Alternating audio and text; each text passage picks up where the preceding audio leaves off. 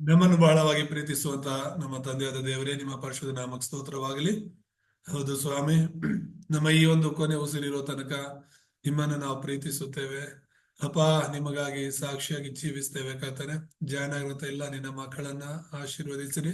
ಹಾಗೆ ಜಾಯ್ನ್ ಆಗುವಂತವ್ರನ್ನು ಕೂಡ ದೇವರೇ ಬಲಪಡಿಸಿರಿ ಕರ್ತನೆ. ನಾವೆಲ್ಲರೂ ಏಕ ಮನಸ್ಸುಳ್ಳವರಾಗಿ ಈ ನಿಮ್ಮ ಪ್ರಾರ್ಥನೆಯಲ್ಲಿ ಅಪ್ಪ ದೇವರೇ ಒಗ್ಗಟ್ಟಾಗಿ ಇದ್ದು ಅಪ್ಪ ಕೇಳಲಿಕ್ಕಿರುವಂತಹ ವಾಕ್ಯಗಳ ಮೂಲಕ ನಾವು ಬಲ ಹೊಂದಲು, ಸತ್ಯವನ್ನು ನಾವು ಗ್ರಹಿಸಲು ಸಹಾಯ ಮಾಡಿ. ವಾಕ್ಯ ಕೊಡುವಂತ ನಿನ್ನ ಮಗಳನ್ನು ಕೂಡ ಬಲಪಡಿಸಿರಿ.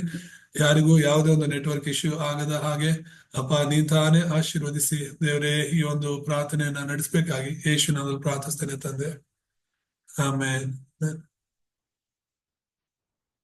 Yes, boss. Amen. Thank you. Amen.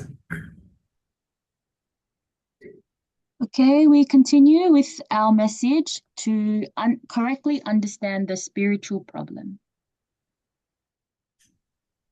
ನಾವು ಈ ಒಂದು 6ನೇ ಪಾಠ, ಆತ್ಮಿಕ ಸಮಸ್ಯೆಯನ್ನು ಸರಿಯಾಗಿ ಅರ್ಥ ಮಾಡಿಕೊಳ್ಳಿರಿ ಅನ್ನೋದನ್ನ ಮುಂದುವರಿಸೋಣ. So this message has a lot of Bible verses about Satan. ಈ ಪಾಠದಲ್ಲಿ ಅನೇಕ ಸೈತಾನನ ಕುರಿತಾದ ಅನೇಕ ವಚನಗಳಿವೆ. Because many problems arise, but people don't understand that the root cause is spiritual problem that is from Satan, the devil. ಜನರಿಗೆ ತುಂಬಾ ಸಮಸ್ಯೆಗಳು ಬರ್ತಾ ಇದೆ, ಆದ್ರೆ ಇದಕ್ಕೆ ಮೂಲ ಕಾರಣ ಸೈತಾನನು ಅಂತ ಹೇಳಿ ಅನೇಕರಿಗೆ ಗೊತ್ತಾಗ್ತಿಲ್ಲ. So the representative Bible verse was 1 Peter 5:7-8, that the devil prowls around like a roaring lion looking for someone to devour. So 1 ಪೇತ್ರ 5:7-8 ನಾವು ನೋಡಿದ್ವಿ, ಸೈತಾನನು ಗರ್ಜಿಸೋ ಸಿಂಹದೋಪಾದಿಯಲ್ಲಿ ಯಾರನ್ನ ನುಂಗಲಿ ಅಂತ ಹೇಳ್ಬಿಟ್ಟು ಹುಡುಕ್ತಾ ತಿರುಗ್ತಾ ಇದ್ದಾನೆ. So really the remnants and everyone has to have 24-hour prayer in the name of Jesus Christ. ಹಾಗಾಗಿ ಇಲ್ಲಿರುವಂತ ನೀವೆಲ್ಲರೂ ಕೂಡ 24 ಗಂಟೆಗಳ ಪ್ರಾರ್ಥನೆಯನ್ನ ಮುಂದುವರಿಸಬೇಕು. And the more that we can know about the devil, the more we can expose his schemes. ನಾವು ಯಾವಾಗ ಸೈತಾನನ ಬಗ್ಗೆ ಹೆಚ್ಚಾಗಿ ತಿಳ್ಕೊಳ್ತೇವೋ ಆಗ ಹೆಚ್ಚಾಗಿ ಅವನ ತಂತ್ರಗಳನ್ನ ಅರ್ಥ ಮಾಡ್ಕೊಳ್ಬಹುದು. So I think this is where we were up to from last week, but the devil, he continues to try to deceive us and shoots flaming arrows towards us. So ಈ ಒಂದು ವಚನಗಳನ್ನ ನಾವು ನೋಡ್ತಾ ಇದ್ವಿ. ಅದು ಆ ಸೈತಾನನು ಅಗ್ನಿ ಬಾಣಗಳನ್ನು ನಮ್ಮ ಕಡೆ ಬಿಡ್ತಾನೆ ಎಂಬುದಾಗಿ ನೋಡಿದ್ವಿ. So like point number 5, Ephesians 6:16, it says we have to take up the shield of faith. ಒಂದು 5ನೇ ಪಾಯಿಂಟ್ ಅಲ್ಲಿ ನಾವು ನೋಡ್ತಾ ಇದೀವಿ, ಎಫೆಸಿ 6ನೇ ಅಧ್ಯಾಯ 16ನೇ ವಚನದಲ್ಲಿ, ಮತ್ತು ನಂಬಿಕೆ ಎಂಬ ಗುರಾಣಿಯನ್ನು ನಾವು ಹಿಡ್ಕೋಬೇಕು ಎಂಬುದಾಗಿ. And faith is very important. If we don't have firm faith, we can be shaken by so many things. ಅಂದ್ರೆ ನಮಗೆ ಯೇಸು ಸ್ವಾಮಿಯಲ್ಲಿ ಸರಿಯಾದ ನಂಬಿಕೆ ಇಲ್ಲ ಅಂತ ಹೇಳಿದ್ರೆ ಅನೇಕ ವಿಷಯಗಳಲ್ಲಿ ನಾವು ಕದಲ್ತೇವೆ, ನಂಬಿಕೆಯಲ್ಲಿ ದೃಢವಾಗಿರಕ್ ಆಗಲ್ಲ. And there is a word in Romans, and it says that faith comes from hearing the word of God. ಮತ್ತೆ ರೋಮಪುರದಲ್ಲಿ 10ನೇ ಅಧ್ಯಾಯ 17ನೇ ವಚನದಲ್ಲಿ ನಾವು ನೋಡುವಾಗ ಕೇಳೋದ್ರಿಂದ ನಂಬಿಕೆ ಬರುತ್ತೆ ಎಂಬುದಾಗಿ ಇದೆ. So actually, the more that we hear the message, the more we hear the word about Jesus Christ, the more our faith is built up over time. ಅಂದ್ರೆ ಎಷ್ಟು ಹೆಚ್ಚಾಗಿ ನಾವು ದೇವರ ವಾಕ್ಯಗಳನ್ನ ಕೇಳ್ತೀವೋ, ಎಷ್ಟು ಹೆಚ್ಚಾಗಿ ನಾವು ದೇವರ ವಾಕ್ಯದ ಕಡೆ ಗಮನ ಕೊಡ್ತೀವೋ, ಅಷ್ಟು ಹೆಚ್ಚಾಗಿ ನಮ್ಮ ನಂಬಿಕೆ ಬೆಳೆಯುತ್ತೆ. And that's very important, because without faith, we cannot stand up against the devil. ಯಾಕಂದ್ರೆ ನಂಬಿಕೆ ಅನ್ನೋದು ತುಂಬಾ ಮುಖ್ಯ. ಆ ನಂಬಿಕೆ ಇಲ್ಲ ಅಂದ್ರೆ ನಾವು ಸೈತಾನನ ಎದುರಿಸೋದು ಕಷ್ಟ ಆಗುತ್ತೆ. That's why the Bible verse says when we have the shield of faith, we can extinguish all the flaming arrows of the evil one. ಹಾಗಾಗಿನೇ ಈ ಎಫೆಸಿ 6:16ರಲ್ಲಿ ನಂಬಿಕೆ ಎಂಬ ಗುರಾಣಿಯನ್ನು ಹಿಡ್ಕೊಳ್ಳಿರಿ, ಅದರಿಂದ ನೀವು ಕೆಡುಕನ ಅಗ್ನಿ ಬಾಣಗಳನ್ನೆಲ್ಲ ಆರಿಸುವುದಕ್ಕೆ ಶಕ್ತರಾಗಿರುವಿರಿ ಎಂಬುದಾಗಿ ಇದೆ. So the more you are rooted and imprinted with the word of God, whenever Satan tries to deceive you, you already have the word inside of your heart to stand against the devil. So ಇಲ್ಲಿ ನಾವು ನೋಡ್ತಾ ಇರುವಂತದ್ದು, ಯಾವಾಗ ನಮಗೆ ಆ ದೇವರ ವಾಕ್ಯದಲ್ಲಿ ಬಲವಾದ ನಂಬಿಕೆಯಲ್ಲಿ ನಾವು ನಿಲ್ತೇವೆ, ಆಗ ಆ ಸೈತಾನನ ಅಗ್ನಿ ಬಾಣಗಳನ್ನ ಆರಿಸೋದಕ್ಕೆ ನಾವು ಬಲವನ್ನು ಹೊಂದುತ್ತೇವೆ. And in Matthew 4, there is the time where Jesus is tempted by the devil, tested by the devil. ಮತ್ತಾಯ 4ನೇ ಅಧ್ಯಾಯದಲ್ಲಿ ನಮಗೆ ಗೊತ್ತಿರೋ ಹಾಗೆ ಯೇಸು ಕ್ರಿಸ್ತನನ್ನು ಕೂಡ ಸೈತಾನನು ಶೋಧಿಸೋದನ್ನ ನೋಡ್ತೇವೆ. And there's a time where Jesus is in the wilderness and the devil comes to him and says that if you are so hungry, then you can turn this stone into bread.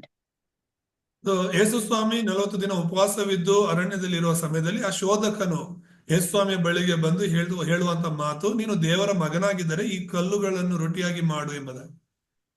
But in Matthew 4:4, it says that Jesus answered, "It is written, man shall not live on bread alone, but on every word that comes from the mouth of God." ಮತ್ತಾಯ 4ನೇ ಅಧ್ಯಾಯದಲ್ಲಿ 4ನೇ ವಚನದಲ್ಲಿ ಈ ರೀತಿಯಾಗಿ ಬರೆಯಲ್ಪಟ್ಟಿದೆ, ಯೇಸುಸ್ವಾಮಿ ಹೇಳಿರುವಂತ ಮಾತು, ಮನುಷ್ಯನು ರೊಟ್ಟಿ ತಿಂದ ಮಾತ್ರದಿಂದ ಬದುಕುವುದಿಲ್ಲ, ದೇವರ ಬಾಯಿಂದ ಹೊರಡುವ ಪ್ರತಿಯೊಂದು ಮಾತಿನಿಂದಲೂ ಬದುಕುವನು ಎಂದು ಬರೆದಿದೆ ಅಂದನು. And Jesus' response in Matthew 4:4, he's holding on to the word in Deuteronomy, the book of Deuteronomy 8:3. ಅಂದ್ರೆ ಇಲ್ಲಿ ಯೇಸು ಸ್ವಾಮಿ ಹೇಳ್ತಿರುವಂತ ಮಾತನ್ನ ನೋಡ್ತೀವಿ. ಹಾಗಾದ್ರೆ ಯೇಸು ಸ್ವಾಮಿ ಕೂಡ ದೇವರ ವಾಕ್ಯವನ್ನು ಹಿಡ್ಕೊಂಡೇ ಮಾತನಾಡ್ತಾ ಇದ್ದಾರೆ. ಈ ಒಂದು ವಾಕ್ಯವು ಧರ್ಮೋಪದೇಶ ಕಾಂಡ 8ನೇ ಅಧ್ಯಾಯದಲ್ಲಿ 3ನೇ ವಚನದಲ್ಲಿ ಬರೆಯಲ್ಪಟ್ಟಿದೆ. So Jesus himself, he is God in a human flesh, but even he himself is holding on to the word of God to stand against the devil. ಯೇಸು ಸ್ವಾಮಿ ದೇವರಾಗಿದ್ರು ಕೂಡ ಈ ಲೋಕದಲ್ಲಿ ಮನುಷ್ಯನ ರೂಪದಲ್ಲಿ ಬಂದಿದ್ದಾರೆ. ಆದ್ರೂ ಕೂಡ ಆತನ ವಾಕ್ಯವನ್ನೇ ಹಿಡ್ಕೊಳ್ತಿರೋದನ್ನ ನಾವು ನೋಡ್ತೀವಿ. Jesus knows that the only way that he can overcome Satan's temptation, Satan's deception, is if he holds on firmly to the word of God. ಯಾಕಂದ್ರೆ ಆ ಯೇಸು ಸ್ವಾಮಿ ಮನುಷ್ಯನಾಗಿ ಲೋಕದಲ್ಲಿ ಇದ್ದಾಗ ನಮಗೆಲ್ಲ ಮಾದರಿಯಾಗಿ ತೋರಿಸ್ತಿರೋದೇನೆಂದ್ರೆ, ನಾವು ಎಷ್ಟು ದೇವರ ವಾಕ್ಯವನ್ನ ಬಲವಾಗಿ ಹಿಡ್ಕೊಳ್ತೇವೋ ಅಷ್ಟು ಹೆಚ್ಚಾಗಿ ಸೈತಾನನ ನಾವು ಜಯಿಸಬಹುದು ಎಂಬುದಾಗಿ. And further down in Matthew 4:5-6, the devil takes him to a high point and says that if you are really the Son of God, then you should throw yourself down. That way the angels can come and lift you up so that you will not fall over. ಮತ್ತೆ ಸೈತಾನನು ಇನ್ನೊಂದು ಹೆಜ್ಜೆ ಮುಂದೆ ಹೋಗಿ 5:6ನೇ ವಚನದಲ್ಲಿ, ಮತ್ತಾಯ 4:5-6ರಲ್ಲಿ ಈ ತರ ಹೇಳ್ತಾನೆ, ಆ ಒಂದು ಪರಿಶುದ್ಧ ಪಟ್ಟಣಕ್ಕೆ ಕರ್ಕೊಂಡು ಹೋಗಿ ದೇವಾಲಯದ ಶಿಖರದ ಮೇಲೆ ನಿಲ್ಲಿಸಿ ಯೇಸುಸ್ವಾಮಿ ಹೇಳುವಂತ ಮಾತು 6ನೇ ವಚನದಲ್ಲಿ, ನೀನು ದೇವರ ಮಗನಾಗಿದ್ದರೆ ಕೆಳಕ್ಕೆ ಧುಮುಕು, ಆತನು ನಿನ್ನ ವಿಷಯವಾಗಿ ತನ್ನ ದೂತರಿಗೆ ಅಪ್ಪಣೆ ಕೊಡುವನು, ನಿನ್ನ ಕಾಲು ಕಲ್ಲಿಗೆ ತಗಲೀತೆಂದು ಅವರು ನಿನ್ನನ್ನು ಕೈಗಳಲ್ಲಿ ಎತ್ತಿಕೊಳ್ಳುವರು ಎಂಬುದಾಗಿ ಹೇಳ್ತಾ ಇದ್ದಾನೆ. And again, Jesus replies to him, holding on to the word, that we should not put the Lord our God to the test. ಆದ್ರೆ 7ನೇ ವಚನದಲ್ಲಿ ಯೇಸುಸ್ವಾಮಿ ಏನಂತ ಹೇಳ್ತಿದ್ದಾನೆ, ಅದರ ಬದಲಿಗೆ ನಿನ್ನ ದೇವರಾಗಿರುವ ಕರ್ತನನ್ನು ಪರೀಕ್ಷಿಸಬಾರದು ಎಂಬುದಾಗಿ ಸಹ ಬರೆದಿದೆ ಅಂತ ಹೇಳ್ತಿದ್ದಾನೆ. And then finally, the devil takes him to a high mountain and says, if you bow down to me, I will give you all of this, and shows him a large sea. ಮತ್ತೆ 8ನೇ ವಚನದಲ್ಲಿ ಸೈತಾನನು ಬಹಳ ಎತ್ತರವಾದ ಬೆಟ್ಟಕ್ಕೆ ಯೇಸು ಸ್ವಾಮಿನ ಕರ್ಕೊಂಡು ಹೋಗಿ ಪ್ರಪಂಚದ ಎಲ್ಲಾ ರಾಜ್ಯಗಳನ್ನ, ಅವುಗಳ ವೈಭವವನ್ನ ಆತನಿಗೆ ತೋರಿಸಿ, ನೀನು ನನಗೆ ಸಾಷ್ಟಾಂಗ ನಮಸ್ಕಾರ ಮಾಡಿದರೆ ಇವುಗಳನ್ನೆಲ್ಲ ನಿನಗೆ ಕೊಡುವೆನು ಅಂತ ಹೇಳ್ತಿದ್ದಾನೆ. But Jesus answers that, away from me, Satan, for it is written, worship the Lord your God and serve him only.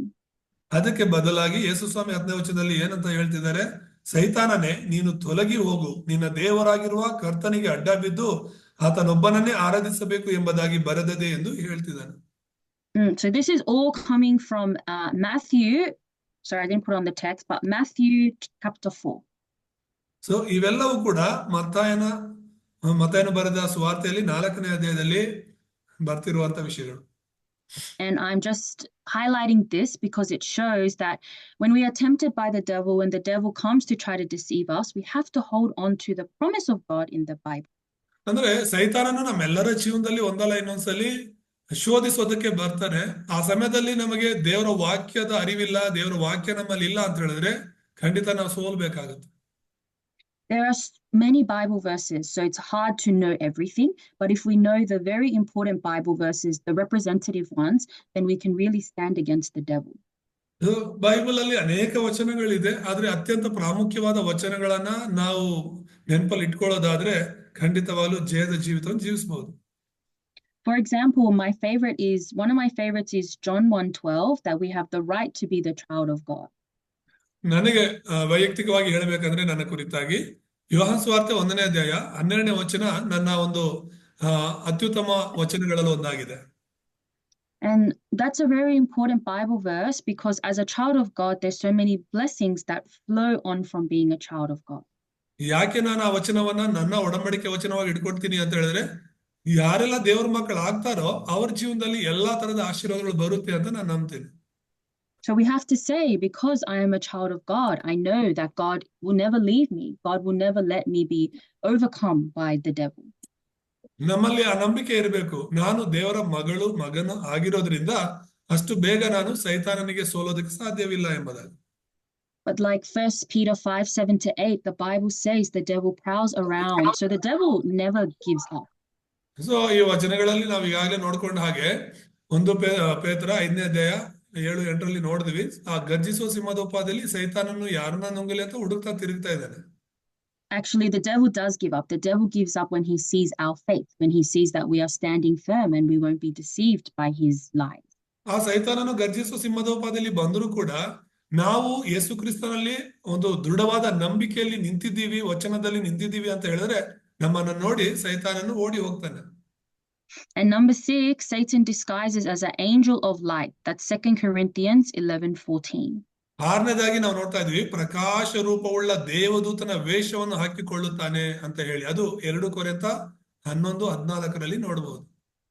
So it says Satan himself masquerades as an angel of light. So he is pretending to be an angel of light. ಅಂದ್ರೆ ಇದೇನು ಆಶ್ಚರ್ಯವಲ್ಲ, ಸೈತಾನನು ತಾನೇ ಪ್ರಕಾಶ ರೂಪವುಳ್ಳ ದೇವದೂತನ ವೇಷವನ್ನು ಕೊಳ್ಳುತ್ತಾನೆ ಎಂಬುದಾಗಿ. So ಈ ಸೈತಾನನು ದೇವದೂತನ ಕಾಣಿಸ್ಕೊಳ್ತಿರೋದೇನು ಹೊಸದಲ್ಲ, ಆಶ್ಚರ್ಯ ಅಲ್ಲ. And masquerade means he's wearing a mask. So pretending always gives us something that looks so good, but in the end there is always destruction.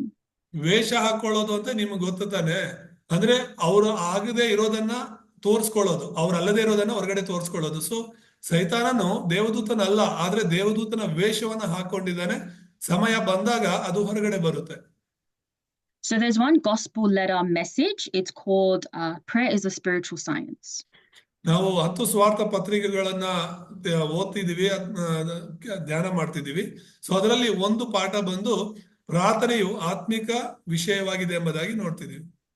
And in that text, it says, why do people receive answers like non-believers when they bow down to rocks, trees, mountains, idols?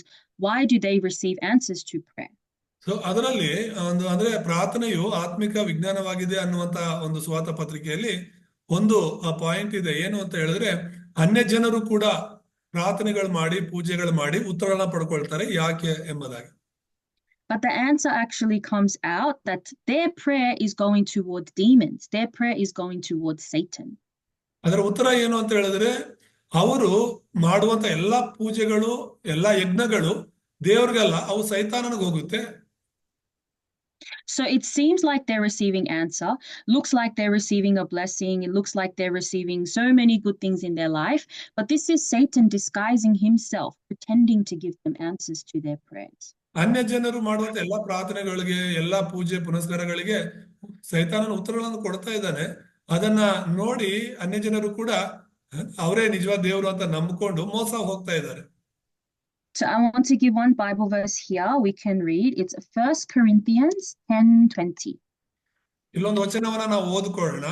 1 ಕೊರಿಂಥದವರಿಗೆ 10ನೇ ಅಧ್ಯಾಯ 20ನೇ ವಚನ. So let's read. 10-20 ಓದ್ಕೊಳ್ಳೋಣ. ಆದರೆ ಅನ್ಯ ಜನರು ತಾವು ಅರ್ಪಿಸುವ ಬಲಿಗಳನ್ನು ದೇವರಿಗಲ್ಲ, ದೆವ್ವಗಳಿಗೆ ಅರ್ಪಿಸುತ್ತಾರೆಂದು ನನ್ನ ಅಭಿಪ್ರಾಯವು. ನೀವು ದೆವ್ವಗಳೊಡನೆ ಭಾಗಿಗಳಾಗಿರಬೇಕೆಂಬುದು ನನ್ನ ಇಷ್ಟವಲ್ಲ. Amen. So it says that the prayers, the sacrifice, the offering that the pagans, non-believers give, it is given to demons, not to God. ಇಲ್ಲಿ ತುಂಬಾ ಸ್ಪಷ್ಟವಾಗಿ ಹೇಳುತ್ತೆ, ಅನ್ಯ ಜನರು ಅವರು ಸಲ್ಲಿಸುವಂತಹ ಪೂಜೆ, ಅವ್ರು ಸಲ್ಲಿಸುವಂತಹ ಬಲಿಗಳು ದೇವರಿಗಲ್ಲ, ಅವು ದೆವ್ವಗಳಿಗೆ ಸಲ್ಲಿಸ್ತಾರೆ ಎಂಬುದಾಗಿ. So we don't have to be deceived. We don't have to be jealous. We don't have to look at other non-believers and think, why do they always receive blessings? All of their answers are going to the demons and to Satan. ಹಾಗಾಗಿ ಅನ್ಯ ಜನರು ಒಂದು ವೇಳೆ ಅವರು ವಿಗ್ರಹಾರಾಧನೆ ಮಾಡಿಕೊಂಡು, ಪೂಜೆ ಮಾಡಿಕೊಂಡು ಅವರು ಉತ್ತರಗಳನ್ನ, ಆಶೀರ್ವಾದಗಳನ್ನ ಪಡ್ಕೊಳ್ತಿದ್ದಾರೆ ಅಂತ ಹೇಳಿದ್ರೆ ನಾವು ಹೊಟ್ಟೆಕಿಚ್ಚು ಪಡೋದು ಬೇಕಾಗಿಲ್ಲ. ಯಾಕಂದ್ರೆ ಸೈತಾನನಿಗೆ ಅವ್ರು ಪೂಜೆ ಮಾಡ್ತಾ ಇದ್ದಾರೆ, ಸೈತಾನನು ಅವರಿಗೆ ತಾತ್ಕಾಲಿಕ ಉತ್ತರಗಳನ್ನ ಕೊಡ್ತಾ ಇದ್ದಾನೆ. So we have to be proud, have pride in ourselves that when we pray, even though we have a small prayer, our prayer is going to the heavenly throne, to the Father God. ಆದ್ರೆ ನಾವು ದೇವರ ಮಕ್ಕಳಾಗಿದ್ದೇವೆ. ನಾವು ಮಾಡುವಂತ ಒಂದು ಚಿಕ್ಕ ಪ್ರಾರ್ಥನೆ ಕೂಡ ಅದು ದೇವರ ಸಿಂಹಾಸನದ ಬಳಿಗೆ ಹೋಗ್ತಾ ಇದೆ. And many people, many non-believers, they give big, amazing prayers and it looks so wonderful, but actually the prayers are going to the demons. ಆದ್ರೆ ಲೋಕದವರು, ಅನ್ಯ ಜನರು ಮಾಡ್ತಿರುವಂತಹ ಪೂಜೆ ಪುನಸ್ಕಾರಗಳು ನೋಡೋದಕ್ಕೆ ತುಂಬಾ ಚೆನ್ನಾಗಿದ್ರು ಕೂಡ ಅವೆಲ್ಲವೂ ಕೂಡ ದೇವರ ಬಳಿಗೆ ಹೋಗ್ತಾ ಇಲ್ಲ, ದೆವ್ವದ ಬಳಿಗೆ, ಸೈತಾನನ ಬಳಿಗೆ ಹೋಗ್ತಾ ಇದೆ. But through us, through our small prayer, through our small confession, if we have a small conclusion that I want to live my life for Christ, that is a great prayer that will be answered by God. ಆದ್ರೆ ನಾವು ದೇವರಲ್ಲಿ ಇದ್ಕೊಂಡು ಮಾಡುವಂತ ಒಂದು ಸಣ್ಣ ಪ್ರಾರ್ಥನೆ ಆದ್ರೂ ಕೂಡ ಪರವಾಗಿಲ್ಲ, ಅದು ದೇವರ ಬಳಿಗೆ ಹೋಗ್ತಾ ಇದೆ, ದೇವರಿಂದ ಉತ್ತರಗಳನ್ನ ತರ್ತಾ ಇದೆ. So this again, 1 Peter 5:7-8, it's the devil who prowls around like a roaring lion. ಏಳನೇದಾಗಿ ನಾವು ನೋಡಿದ್ರೆ, ಗರ್ಜಿಸುವ ಸಿಂಹದೋಪಾದಿಯಲ್ಲಿ ಯಾರನ್ನು ನುಂಗಲಿ ಎಂದು ಹುಡುಕುತ್ತಾ ಈ ಸೈತಾನನು ತಿರುಗಾಡ್ತಿದ್ದಾನೆ ಅಂತ 1 ಪೇತ್ರ 5:7-8 ನೋಡಿದ್ವಿ. And very importantly, it says, cast your anxiety on him because he cares for you. ಇದರಲ್ಲಿ ಮುಖ್ಯವಾಗಿ ನಾವು ನೋಡ್ಬೇಕಾಗಿರೋದು, ನಿಮ್ಮ ಚಿಂತೆಯನ್ನೆಲ್ಲ ಆತನ ಮೇಲೆ ಹಾಕಿರಿ, ಆತನು ನಿಮಗೋಸ್ಕರ ಚಿಂತಿಸುತ್ತಾನೆ ಎಂಬುದಾಗಿ. It's saying to cast our anxiety on Jesus. So we have many anxieties, many problems, many worries about our future, but the Bible says we have to entrust to Jesus Christ. ನಮ್ಮ ಜೀವಿತದಲ್ಲಿ ಭವಿಷ್ಯದ ಬಗ್ಗೆ ಅನೇಕ ಚಿಂತೆಗಳು, ಅನೇಕ ಸಮಸ್ಯೆಗಳು, ಅನೇಕ ಗೊಂದಲಗಳಿವೆ. ಆ ಎಲ್ಲವನ್ನು ಕೂಡ ಯೇಸು ಕ್ರಿಸ್ತನ ಮೇಲೆ ಹಾಕಿರಿ ಎಂಬುದಾಗಿ ವಾಕ್ಯವು ಸ್ಪಷ್ಟವಾಗಿ ಹೇಳ್ತಾ ಇದೆ. And that's why faith is very important. If we don't have faith, we can't trust Jesus Christ with anything. ಹಾಗಾಗಿನೇ ನಂಬಿಕೆ ನಮಗೆ ತುಂಬಾ ಮುಖ್ಯ ಅಂತ ಹೇಳೋದು. ನಂಬಿಕೆ ಇಲ್ಲದೆ ಯೇಸು ಕ್ರಿಸ್ತನಲ್ಲಿ ನಮ್ಮ ಒಂದು ವಿಶ್ವಾಸವನ್ನು ಇಡೋದು ಕಷ್ಟ. And that's why we study the word of God. So we're not studying to have knowledge. We're not studying to learn theology or to, memorize Bible verses. We are studying so that we can have spiritual power. ನಾವು ದೇವರ ವಾಕ್ಯವನ್ನ ಓದ್ತಾ ಇರೋದು, ಕೇಳ್ತಾ ಇರೋದು ಜ್ಞಾನವನ್ನ ಬೆಳೆಸ್ಕೊಳ್ಳೋದಕ್ಕಲ್ಲ, ಜ್ಞಾನವನ್ನ ಜಾಸ್ತಿ ಮಾಡ್ಕೊಳ್ಳೋದಕ್ಕಲ್ಲ. ಅದರ ಬದಲಿಗೆ ದೇವರ ವಾಕ್ಯವನ್ನ ಕೇಳ್ತಿರೋದು, ಕಂಠಪಾಠ ಮಾಡ್ತಿರೋದು, ಧ್ಯಾನ ಮಾಡ್ತಿರೋದು ಆತ್ಮಿಕ ಬಲವನ್ನ ಹೊಂದ್ಕೊಳ್ಳೋದಕ್ಕೆ. We need to have the spiritual power to overcome the devil. We need to have evidence in our life that Jesus Christ's Spirit really lives inside of me. So ಆ ಸೈತಾನನ ಮೇಲೆ ನಾವು ಜಯ ಹೊಂದಬೇಕು ಅಂದ್ರೆ ನಮಗೆ ಆತ್ಮಿಕ ಬಲ ಬೇಕು. ದೇವರ ಆತ್ಮನು ನಮ್ಮಲ್ಲಿ ಇದ್ದಾನೆ ಎಂಬ ಒಂದು ನಂಬಿಕೆ, ಒಂದು ಭರವಸೆ ನಮಗಿರಬೇಕು. That's why going to church is not the most important thing. We have to go to church and learn about the covenant, learn about Jesus Christ. ಹಾಗಾಗಿ ಸತ್ಯ ಗೊತ್ತಿಲ್ಲದೆ, ಸುವಾರ್ತೆ ಗೊತ್ತಿಲ್ಲದೆ ಸುಮ್ಮನೆ ಸಭೆಗೆ ಹೋಗಿ ಬರೋದ್ರಿಂದ ಯಾವ ಪ್ರಯೋಜನನೂ ಇಲ್ಲ, ಸೈತಾನ ಜಯಿಸೋದಕ್ಕೂ ಆಗೋದಿಲ್ಲ.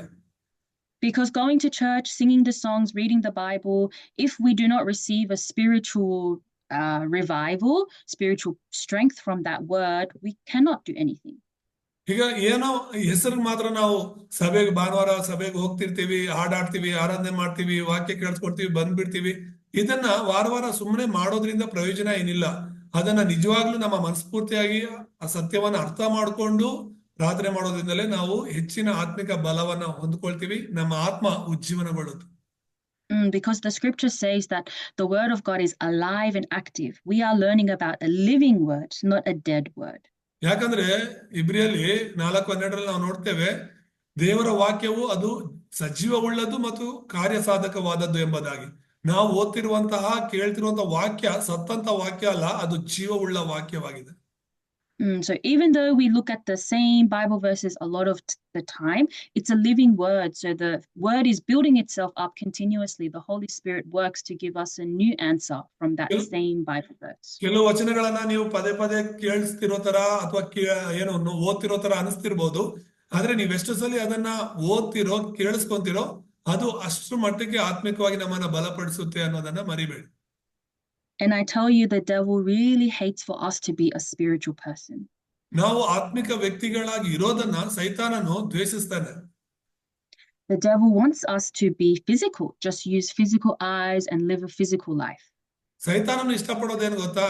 ನಾವು ಬರೀ ಶಾರೀರಿಕವಾದ ಕಣ್ಣುಗಳಿಂದ ನೋಡುವವರಾಗಿ ಶಾರೀರಿಕವಾದ ಜೀವಿತವನ್ನ ಈ ಲೋಕದಲ್ಲಿ ಜೀವಿಸಬೇಕು ಅಂತಾನೆ ಬಯಸ್ತಾನೆ. And that's why in 2 Corinthians 4:4, it says that the God of this age, so it's a small g, that means no power God, which is Satan, blinded the minds of unbelievers. 8ನೇದಾಗಿ ನಾವು ನೋಡ್ತಾ ಇದ್ವಿ, ಈ ಸೈತಾನನು ಮಾಡುವಂತ ಕೆಲಸ ಏನಂದ್ರೆ ಮನಸ್ಸನ್ನು ಮಂಕು ಮಾಡುತ್ತಾನೆ ಎಂಬುದಾಗಿ. ಸೊ 2 ಕೊರಿಂಥ 4:4 ನೋಡುವಾಗ ಇದರಲ್ಲಿ ದೇವರ ಪ್ರತಿರೂಪವಾಗಿರುವ ಕ್ರಿಸ್ತನ ಪ್ರಭಾವವನ್ನು ತೋರಿಸುವ ಸುವಾರ್ತೆಯ ಪ್ರಕಾಶವು ಉದಯವಾಗಬಾರದೆಂದು ಈ ಪ್ರಪಂಚದ ದೇವರು ನಂಬಿಕೆಯಿಲ್ಲದವರ ಮನಸ್ಸನ್ನು ಮಂಕು ಮಾಡಿದ್ದಾರೆ ಎಂಬುದಾಗಿ ನೋಡ್ತೀವಿ. Amen. And it says that he is blocking us from seeing the glory of Christ, who is the image of God. ಅಂದ್ರೆ ಈ ಸೈತಾನನು ಮಾಡುವಂತ ಕೆಲಸ ಏನು ಅಂತ ಹೇಳಿದ್ರೆ ಆ ದೇವರ ಪ್ರತಿರೂಪವಾಗಿರುವಂತಹ ಕ್ರಿಸ್ತನ ಪ್ರಭಾವವನ್ನು ನಾವು ನೋಡಬಾರದು ಅಂತ ಹೇಳಿ ನಮ್ಮ ಮನಸ್ಸುಗಳನ್ನ ಅವನು ಮಂಕು ಮಾಡ್ತಾನೆ. So I give you the Bible verse again, Genesis 1:27. It says that God created us in his own image. ಇಲ್ಲಿ ಆದಿಕಾಂಡ 1ನೇ ಅಧ್ಯಾಯ 27ನೇ ವಚನದಲ್ಲಿ ನಾವು ನೋಡುವಾಗ ದೇವರು ನಿನ್ನನ್ನ ನನ್ನನ್ನ ಆತನ ಸ್ವರೂಪದಲ್ಲಿ ಉಂಟು ಮಾಡಿದನೆಂಬುದಾಗಿ ನೋಡ್ತೇವೆ. And here it says that Christ is the image of God. That means we were originally created with the spirit of Christ inside of us. ಇಲ್ಲ ನೋಡ್ತಿದ್ದೆ ಯೇಸು ಕ್ರಿಸ್ತನು ದೇವರ ಪ್ರತಿರೂಪವಾಗಿದ್ದಾನೆ ಅಂತ. ಹಾಗಾದ್ರೆ ನೀನು ನಾನು ಕೂಡ ದೇವರ ಪ್ರತಿರೂಪದಲ್ಲಿ ಅಂದ್ರೆ ಸ್ವರೂಪದಲ್ಲಿ ಸೃಷ್ಟಿಯಾಗಿದ್ದೇವೆ, ಅಂದ್ರೆ ಕ್ರಿಸ್ತನಲ್ಲಿ ನಾವು ಉಂಟಾಗಿದ್ದೇವೆ. So believing in Jesus Christ is very fundamental. We are restoring the image of God that we lost. ಹಾಗಾಗಿ ಯೇಸು ಕ್ರಿಸ್ತನನ್ನ ನಂಬುವುದು ತುಂಬಾ ಪ್ರಾಮುಖ್ಯವಾದದ್ದು. ಆತನನ್ನು ನಂಬುವುದರಿಂದ ನಾವು ಕಳ್ಕೊಂಡಿರುವಂತಹ ಆ ದೇವರ ಸ್ವರೂಪವನ್ನ ಮತ್ತೆ ಪಡ್ಕೊಳ್ತೀವಿ. Jesus Christ is true life himself. It is not a religion. Religion says we have to give devotion. We have to do many things to please God. ಈ ಒಂದು ಯೇಸು ಕ್ರಿಸ್ತನ ಸುವಾರ್ತೆ ಅನ್ನೋದು ಧರ್ಮವಲ್ಲ, ಆತನೇ ಜೀವವಾಗಿದ್ದಾನೆ. ಹಾಗಾಗಿ ಆತನನ್ನು ನಂಬೋದು ತುಂಬಾ ಮುಖ್ಯವಾಗಿದೆ. But we can't. We are totally separated from God under original sin, under the power of Satan. ನಾವು ಆ ದೇವರ ಬಳಿಗೆ ಬಂದು ಯೇಸುವನ್ನ ನಂಬೋದಕ್ಕೆ ಸಾಧ್ಯವಾಗ್ತಾ ಇಲ್ಲ. ಕಾರಣ ಏನು ಅಂತ ಹೇಳಿದ್ರೆ ನಾವು ಆ ಮೂಲ ಪಾಪದಲ್ಲಿ, ಆ ಒಂದು ಸೈತಾನನಲ್ಲಿ, ಆ ಒಂದು ನರಕದ ಹಿನ್ನೆಲೆಯಲ್ಲಿ ಬದುಕ್ತಾ ಇದ್ದೇವೆ.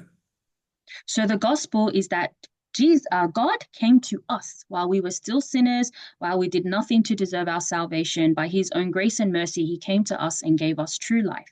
ನಾವು ದೇವರ ಬಳಿಗೆ ಬರೋದಕ್ಕೂ ಸತ್ಯವನ್ನ ಕಂಡುಕೊಳ್ಳೋದಕ್ಕೂ ಆಗದೆ ನಮ್ಮಿಷ್ಟಕ್ಕೆ ನಾವು ಬದುಕ್ತಿದ್ದಂತ ಸಮಯದಲ್ಲಿ ಯೇಸು ಕ್ರಿಸ್ತನು, ಆ ದೇವರ ಪ್ರತಿರೂಪವಾಗಿರುವಂತಹ ಕ್ರಿಸ್ತನು ಈ ಲೋಕದಲ್ಲಿ ನಮ್ಮನ್ನ ಉಳಿಸೋದಕ್ಕೆ, ನಮ್ಮನ್ನ ರಕ್ಷಿಸೋದಕ್ಕೆ, ಆ ಕಳ್ಕೊಂಡಿರುವಂತಹ ಸ್ವರೂಪವನ್ನ ಮತ್ತೆ ಕೊಡೋದಕ್ಕೆ ಬಂದಿದ್ದಾರೆ. And what is true life? True life is this Genesis 1:27, the image of God. ನಿಜವಾದ ಜೀವ ಅಂದ್ರೆ ಯಾವುದು ಅಂದ್ರೆ ಆದಿಕಾಂಡ 1:27 ಇರುವಂತದ್ದು, ಅದು ದೇವರ ಸ್ವರೂಪವನ್ನ ನಾವು ಹೊಂದಿಕೊಳ್ಳುವಂತದ್ದೇ ನಿಜವಾದ ಜೀವ. And this image of God, 2 Corinthians 4:4, it says it is Christ. So ಆ ಒಂದು ನಿಜವಾದ ಜೀವ ಆದಿಕಾಂಡ 1:27 ಇರುವಂತದ್ದು ಇಲ್ಲಿ 2 ಕೊರಿಂಥ 4:4 ದೇವರ ಪ್ರತಿರೂಪ ಅಂತ ಹೇಳಿ ಬರೆಯಲ್ಪಟ್ಟಿದೆ. ಅದು ಯಾರು ಅಂದ್ರೆ ಕ್ರಿಸ್ತನು. So believing in Jesus Christ, it's not optional. It's not something we can say, I can, believe if I want to. It's very fundamental. It is the essence of having true life in this world. ಯೇಸು ಕ್ರಿಸ್ತನ ನಂಬೋದು ಒಂದು ಆಯ್ಕೆ ಅಲ್ಲ. ಅಂದರೆ 6 ದೇವರುಗಳಿದ್ದಾರೆ, ನಾನು ಯೇಸುನ ಆಯ್ಕೆ ಮಾಡ್ಕೊಳ್ತಿದ್ದೀನಿ ಅಂತ ಅಲ್ಲ. ಪ್ರತಿಯೊಬ್ಬ ಮನುಷ್ಯನು ಯೇಸು ಕ್ರಿಸ್ತನ ನಂಬಲೇಬೇಕಾಗಿದೆ. ಇದು ಒಂದು ಮೂಲಭೂತವಾದ ವಿಷಯವಾಗಿದೆ. But this devil, this God of this age, the ruler of the kingdom of the air, Satan, he doesn't want us to see the image of God. ಹಾಗಾಗಿನೇ ಈ ಸೈತಾನನ ಏನ್ ಮಾಡ್ತಾ ಇದ್ದಾನೆ ಅಂದ್ರೆ ಆ ದೇವರ ಪ್ರತಿರೂಪವಾಗಿರುವ ಕ್ರಿಸ್ತನ ಪ್ರಭಾವವನ್ನ, ಆತನ ಮೂಲಕ ಬಂದ ಸುವಾರ್ತೆಯನ್ನ ನಾವು ತಿಳ್ಕೋಬಾರ್ದು, ನಂಬಬಾರ್ದು ಅಂತ ಹೇಳ್ಬಿಟ್ಟು ಈ ಪ್ರಪಂಚದ ದೇವರಾಗಿರುವಂತಹ ಸೈತಾನನು ನಮ್ಮೆಲ್ಲರ ಮನಸ್ಸುಗಳನ್ನ ಮಂಕು ಮಾಡ್ತಾ ಇದ್ದಾನೆ. And one of his very scary strategies is he makes the churches give a weak message, not the spiritual message. ಮತ್ತೆ ಈ ಕಾಲದಲ್ಲಿ ಸೈತಾನನು ಮಾಡ್ತಿರುವಂತಹ ಕಾರ್ಯ ಏನು ಅಂತ ಹೇಳಿದ್ರೆ ಸೇವಕರುಗಳು ಸಭೆಗಳಲ್ಲಿ ಒಂದು ಬಲವಾದ ಕ್ರಿಸ್ತನ ಕುರಿತಾದಂತಹ ಸಂದೇಶಗಳನ್ನ ಕೊಡದೇ ಇರೋ ರೀತಿಯಲ್ಲಿ ಯಾಮಾರಿಸ್ತಾ ಇದ್ದಾನೆ. And he makes people think that just reading the Bible is everything, that we can really overcome the devil just from reading the scripture. But Bible says we can't. ಕೆಲವರು ಹೇಳ್ತಾರೆ ಬೈಬಲ್ ಅನ್ನ ಓದೋದ್ರ ಮೂಲಕ ನಾವು ಸೈತಾನ ಜಯಿಸಬಹುದು ಅಂತ ಹೇಳ್ಬಿಟ್ಟು. ಅದು ಖಂಡಿತ ಸಾಧ್ಯ ಇಲ್ಲ. So I want to give you guys 3 let me do this. Can you guys see? Yes. Okay, 3 incidents that we should know about: Genesis 3, Genesis 6, Genesis 11. So ಈ 3 ವಿಷಯಗಳನ್ನ ನೀವು ಅರ್ಥ ಮಾಡ್ಕೊಳ್ಳಿ. ಆದಿಕಾಂಡ 3, 6, 11 ಈ 3 ಘಟನೆಗಳನ್ನ ನಾವು ತಿಳ್ಕೊಬೇಕಾಗಿದೆ. Genesis 3, 6, and 11, they are strategies of the devil to make us be a physical person. ಆದಿಕಾಂಡ 3, 6 ಮತ್ತು 11ನೇ ಅಧ್ಯಾಯದಲ್ಲಿ ಹೇಳಿರುವ ಹಾಗೆ ಈ ಸೈತಾನನು ನಮ್ಮನ್ನ ಒಂದು ಶಾರೀರಿಕವಾದ ವ್ಯಕ್ತಿಗಳನ್ನಾಗಿ ಮಾಡ್ತಿದ್ದಾನೆ. So Genesis 3, 1 to 6, it is the incident where Satan deceived Adam and Eve in the garden. ಇಲ್ಲಿ ಆದಿಕಾಂಡ 3ನೇ ಅಧ್ಯಾಯದಲ್ಲಿ 1ರಿಂದ 6ನೇ ವಚನದಲ್ಲಿ ನಾವು ನೋಡುವಾಗ ಸೈತಾನನು ಏದೆನ್ ತೋಟದಲ್ಲಿ ಪ್ರವೇಶಿಸಿ ಆದಾಮ ಹವ್ವರನ್ನ ವಂಚಿಸ್ತಾ ಇರೋದನ್ನ ನೋಡಬಹುದು. In Genesis 3, Satan said, if you eat from the tree of knowledge of good and evil, you can be like God. ಸೈತಾನನು ಯಾವ ರೀತಿ ಯಾಮಾರಿಸ್ತಾ ಇದ್ದಾನೆ ಅಂತ ಹೇಳಿದ್ರೆ ಆದಾಮ ಅವ್ರಿಗೆ ಹೇಳ್ತಾನೆ, ನೀವು ಈ ಮರದ ಹಣ್ಣನ್ನ ತಿಂದ್ರೆ ನಿಮಗೆ ದೇವರ ಅವಶ್ಯಕತೆ ಇಲ್ಲ, ನೀವೇ ದೇವರಾಗಬಹುದು ಎಂಬುದ.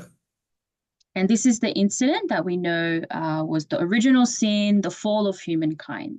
ಸೊ ಇದನ್ನೇ ನಾವು ಮೂಲ ಪಾಪ ಅಂತ ಹೇಳ್ತೀವಿ. ಇಲ್ಲೇ ಆ ಮೂಲ ಮನುಷ್ಯನು ಎಡವಿದ್ದು ಬಿದ್ದಿದ್ದು. So Genesis 3, we say it's me-centered. Satan makes me centered on myself. ಅದಕ್ಕೆ ಆದಿಕಾಂಡ 3ನೇ ಅಧ್ಯಾಯ ಅದು ನನ್ನ ಕುರಿತು ಹೇಳ್ತಾ ಇದೆ. ಅಂದ್ರೆ ಸ್ವಯಂ ಕೇಂದ್ರಿತರಾಗಿ ಜೀವಿಸುವಂತೆ ಸೈತಾನನು ಪ್ರೇರೇಪಿಸ್ತಿದ್ದಾನೆ. So me-centered, I want to have something for myself. I don't want to listen to the word of God. ಅಂದ್ರೆ ದೇವರ ಪ್ರತಿರೂಪವಾಗಿರುವಂತಹ ದೇವರ ಸ್ವರೂಪದಲ್ಲಿದ್ದಂತ ನಮ್ಮನ್ನ ಸೈತಾನನು ಯಾಮಾರಿಸಿ ದೇವರ ಅವಶ್ಯಕತೆ ಇಲ್ಲ, ನಮಗ್ ನಾವು ದೇವರಾಗ್ಬೋದು ಅಂತ ಹೇಳ್ಬಿಟ್ಟು ನಾನೇ ದೇವರು ಅನ್ನುವಂತಹ ಒಂದು ರೀತಿಯಲ್ಲಿ ಯೋಚನೆ ಮಾಡ್ಲಿಕ್ಕೆ ಸೈತಾನನು ಪ್ರೇರೇಪಿಸ್ತಾನೆ. And in Genesis 6, it is the age of the Nephilim. ಮತ್ತೆ ಎರಡನೇದಾಗಿ ಆದಿಕಾಂಡ 6ನೇ ಅಧ್ಯಾಯದಲ್ಲಿ ನಡೆದಂತ ಘಟನೆಯನ್ನ ನಾವು ನೋಡಿದ್ರೆ ಇದು ನೆಫಿಲಿಮ್ಯರ ಒಂದು ಯುಗ ಎಂಬುದಾಗಿ ನೋಡ್ತೀವಿ. Now Nephilim, they were the being that came that made mankind physical, just have a physical mind, physical desire. ಆದಿಕಾಂಡ 6ನೇ ಅಧ್ಯಾಯದಲ್ಲಿ ನಾವು ನೋಡಬಹುದು ಈ ಸೈತಾನನು ಏನ್ ಮಾಡ್ತಾನೆ ಅಂತ ಹೇಳಿದ್ರೆ ಆ ನೋಹನ ಕಾಲದಲ್ಲಿ ಇದ್ದಂತ ಜನರನ್ನ ಅವರು ಆತ್ಮಿಕವಾಗಿ ಅಲ್ಲ ಬರೀ ಶರೀರಧಾರಿಗಳಾಗಿ ಜೀವಿಸುವಂತೆ ಅವರ ಆತ್ಮಗಳನ್ನ ಪ್ರೇರೇಪಿಸ್ತಾನೆ. So again, instead of being a spiritual person, instead of wanting to be a spiritual being with God, Satan came through the Nephilim, makes people live physical lives. ಈ ಜನರು ದೇವರ ಜೊತೆ ಇರಬೇಕು, ದೇವರಿಗಾಗಿ ಜೀವಿಸಬೇಕು. ಆದ್ರೆ ಈ ಸೈತಾನ ಏನ್ ಮಾಡ್ತಾ ಇದ್ದಾನೆ, ಅವರಲ್ಲಿ ಆ ಒಂದು ಕೆಟ್ಟ ಆತ್ಮಗಳನ್ನ ಕೊಟ್ಟು, ಕೆಟ್ಟ ಆಲೋಚನೆಗಳನ್ನ ಕೊಟ್ಟು ದೇವರ ವಿರುದ್ಧವಾಗಿ ನಡ್ಕೊಳ್ಳುವಂತೆ, ಆ ಶರೀರಧಾರಿಗಳಾಗಿ ಜೀವಿಸುವಂತೆ ಮಾಡ್ತಾನೆ. And because of this age of the Nephilim, God wanted to get rid of humankind. He wanted to send the flood to destroy everything. ಯಾವಾಗ ನೋಹನ ಕಾಲದಲ್ಲಿ ಜನರೆಲ್ಲರೂ ಕೂಡ ಶರೀರಧಾರಿಗಳಾಗಿದ್ದು ಆ ದೇವರ ವಿರುದ್ಧವಾಗಿ ಜೀವಿಸ್ತಾ ಇದ್ರೋ ಆ ಸಮಯದಲ್ಲಿ ದೇವರಿಗೆ ಕೋಪ ಬಂದು ಜಲಪ್ರಳಯವನ್ನ ಕಳಿಸೋದನ್ನ ನೋಡ್ತೀವಿ. But God raised one person in that age, that is Noah, and God said to build the ark to save yourself and your family line. ಆದ್ರೆ ಆ ನಾಶನದ ಯುಗದಲ್ಲಿ ಕೂಡ ದೇವರು ನೋಹನನ್ನ ಮತ್ತೆ ಅವನ ಕುಟುಂಬವನ್ನ ಬೆಳೆಸೋದನ್ನ ಉಳಿಸೋದನ್ನ ನೋಡ್ತೀವಿ. And the ark, it's not just talking about a boat. God doesn't just say build the boat, it's representing about Christ. The boat represents Christ. So ಆ ನೋಹನನ್ನ ದೇವರು ಕರೆದು ಹೇಳಿದ್ದೇನೆಂದ್ರೆ ನೀನು ನಿನ್ನ ಕುಟುಂಬ ಉಳಿಬೇಕು ಅಂದ್ರೆ ಒಂದು ನಾವೆಯನ್ನ ಕಟ್ಟಬೇಕಾಗಿದೆ ಅಂತ ಹೇಳ್ಬಿಟ್ಟು ಆ ನಾವೆ ಕ್ರಿಸ್ತನಿಗೆ ಸೂಚನೆ ಆಗಿದೆ. So God said, build the ark, save your family line. If you are inside of the ark, you will be saved from the flood. ಅಲ್ಲಿ ದೇವರು ನೋಹನಿಗೂ ಕುಟುಂಬಕ್ಕೂ ಹೇಳ್ತಾ ಇರೋದೇನಂತ ಹೇಳಿದ್ರೆ ನೀವೊಂದು ನಾವೆಯನ್ನ ಕಟ್ಟಬೇಕು, ಆ ನಾವೆ ಒಳಗಡೆ ನೀವು ಹೋಗಿ ನಿಮ್ಮನ್ನ ನೀವು ರಕ್ಷಣೆ ಮಾಡ್ಕೋಬೇಕು, ಯಾಕಂದ್ರೆ ನಾವೆಲ್ಲಿರೋರು ಮಾತ್ರನೇ ರಕ್ಷಣೆ ಹೊಂದುತ್ತಾರೆ ಅಂತ ಹೇಳ್ಬಿಟ್ಟು ದೇವರು ನೋಹನಿಗೆ ಹೇಳಿದ್ರು. So it's saying the method to overcome the Nephilim, to overcome Satan, is remain inside of Christ. ಅದರ ಅರ್ಥ ಏನು ಅಂತ ಹೇಳಿದ್ರೆ ಸೈತಾನನನ್ನ ಮತ್ತು ಈ ಒಂದು ನೆಫಿಲಿಮ್ಯರ ಒಂದು ಕೆಟ್ಟ ಯುಗದಿಂದ ನಮ್ಮನ್ನ ನಾವು ರಕ್ಷಿಸ್ಕೋಬೇಕು ಅಂದ್ರೆ ಒಂದು ನಾವೇ ಒಳಗಡೆ ಆ ಕಾಲದಲ್ಲಿ ಕಾಲದಲ್ಲಿ ಕ್ರಿಸ್ತನು ಅದರೊಳಗಡೆ ಇರೋದು ಮುಖ್ಯವಾಗುತ್ತೆ. And the age of Genesis 11, it was the Tower of Babel. ಮತ್ತೆ ಮೂರನೇ ಅತಿ ದೊಡ್ಡ ಸಮಸ್ಯೆ ಅಥವಾ ಘಟನೆ ಏನು ಅಂದ್ರೆ ಆದಿಕಾಂಡ 11ನೇ ಅಧ್ಯಾಯದಲ್ಲಿ ಇರುವಂತಹ ಆ ಬಾಬೆಲ್ ಗೋಪುರ. But this is the time when humankind said, let's build a tower, let's face God. We can reach the same level as God. ಅಲ್ಲಿ ಕೂಡಿ ಬಂದಂತ ಜನರು ಮಾತಾಡ್ಕೊಂಡಿದ್ದೇನು ಗೊತ್ತಾ, ನಾವು ಒಂದು ಬಾಬೆಲ್ ಗೋಪುರವನ್ನ ಕಟ್ಟೋಣ, ಆ ಗೋಪುರ ಆಕಾಶವನ್ನ ಮುಟ್ಟುವಂತಹ ಗೋಪುರವನ್ನ ಕಟ್ಟೋಣ ಅಂತ ಹೇಳ್ಬಿಟ್ಟು ದೇವರ ವಿರುದ್ಧವಾಗಿ ಅವರು ಸವಾಲ್ ಹಾಕ್ತಾರೆ. So it's the time where people say we want to build, make something of ourselves, make success, but without Christ. So ಇದು ಯಾವ್ದನ್ನ ಸೂಚಿಸುತ್ತ ಅಂದ್ರೆ ಈ ಕಾಲದಲ್ಲಿ ಕೂಡ ದೇವರನ್ನ ಬಿಟ್ಟು ದೇವರ ವಿರುದ್ಧವಾಗಿ ನಾವು ಯಶಸ್ಸು ಗಳಿಸಬೇಕು ಅಂತ ಹೇಳಿ ಜನರು ಪ್ರಯತ್ನ ಮಾಡ್ತಿರಲ್ಲ, ಅವರಿಗೆ ಸೂಚನೆ ಆಗಿದೆ. And anything that we build without the correct foundation, it's bound to crumble down. ಅಂದ್ರೆ ಇದರ ಅರ್ಥ ದೇವರ ವಿರುದ್ಧ, ಕ್ರಿಸ್ತನ ವಿರುದ್ಧವಾಗಿ ನಾವು ಕಟ್ಟುವಂತ ಎಂಥ ಒಂದು ರಾಜ್ಯವಾದರೂ ವಿಷಯವಾದರೂ ಕೂಡ ಅದು ಬೀಳಲೇಬೇಕು. So if we say we want to have success with our own power, without the spiritual power of God, without the guidance of the Holy Spirit, it cannot work.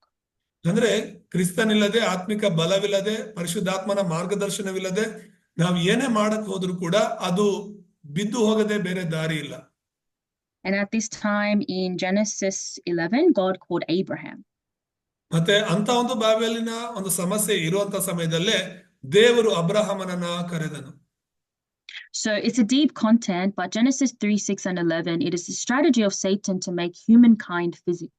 ಹಾಗಾಗಿ ದಯಮಾಡಿ ಅರ್ಥ ಮಾಡ್ಕೊಳ್ಳಿ, ಆದಿಕಾಂಡ 3ನೇ ಅಧ್ಯಾಯ, 6ನೇ ಅಧ್ಯಾಯ, 11ನೇ ಅಧ್ಯಾಯನೇ ಅತ್ಯಂತ ಪ್ರಾಮುಖ್ಯವಾದದ್ದು. ಮನುಷ್ಯರನ್ನ ಒಂದು ಸೈತಾನನು ಯಾಮಾರಿಸಿ ದೇವರಿಂದ ದೂರ ಮಾಡಿ ನಾಶ ಮಾಡಿದ್ದು.